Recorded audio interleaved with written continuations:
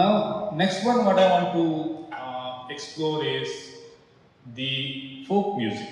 So, till now we talked about classical music, we talked about film music, we talked about bhajan. But folk music is also very important part of the music, and a lot of the classical music actually comes from folk music in the beginning. If you look at the roots of classical music, or even the movie or any kind of music, lot of inspiration actually is taken from folk, because from the almost in the beginning of humanity, people wanted to play music because that gives them a way to celebrate, way to kind of explore what's happening with their life, and folk music is being part of that tradition forever. And one interesting thing is that a flute is actually a folk instrument, right? It started as a folk instrument, and then it actually became a classical instrument. For example, if you look at the oldest reference is, of course, Lord Krishna, but he is playing the flute when he is taking the cows to the grazing, right? So it's a folk setup. And if you see any kind of photos of a folk music across the world, most probably you will find flute in them, because flute is one of the original instruments to be used for any kind of music, because flute is very easy to create. You take a bamboo, you make some holes, you start playing music. It does not have any strings, you don't need any metal, you don't need any kind of animal's skin. So it's the simplest thing. So that's why you see folk actually has, flute has a lot of connection to the folk. So I am going to specifically explore one kind of a folk. In India, one advantage is that almost every state has their own folk style. I'm going to take one, and in folk, what happens is that rhythm plays actually the central part, because if you see folk music, a lot of music is dance music, and dance rhythm is important. So what I'm going to do is that I'm going to play a folk of Gujarat. It is called as Garba. So typically it's a dance we do in Navaratri time, and it has a very specific rhythm. And what I'm going to do is that I'm going to play a raga on top of it, but the focus is to make justification to the rhythm, not really for the melody. So this kind of shows you the another kind of aspect of music where the emotion is really created by the rhythm, and the melody is there to support that kind of an emotion. So just to give a different flavor. So let's see.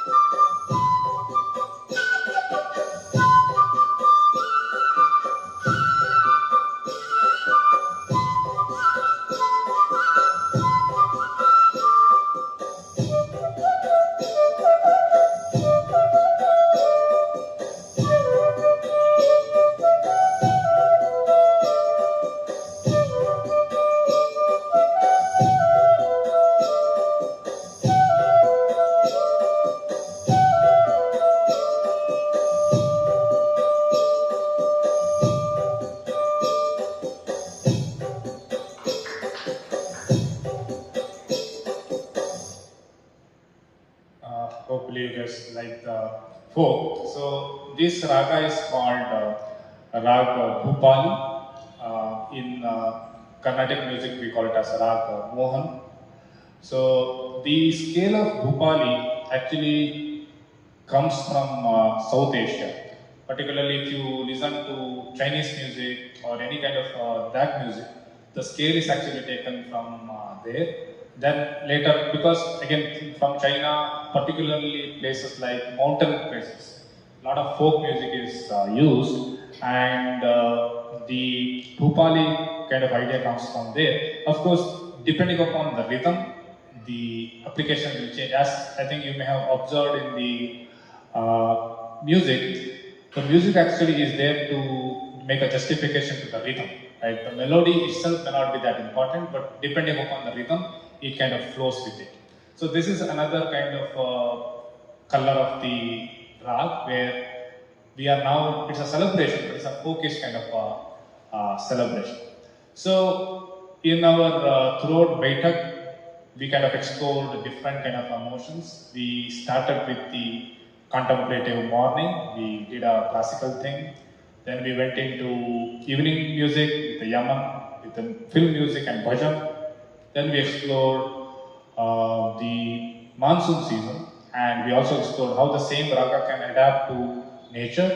And finally, I think we did the folk, how folk the raga can also can. So what I want everyone who are here or maybe watching later in the online to kind of see is that how we can appreciate Indian classical music as an exploration of human emotions. So you can take that information with you when you go back, and so that you can also enjoy that part of the music and start appreciating the classical music in general. So that was the thought process behind this session. Thanks for coming. Thank you.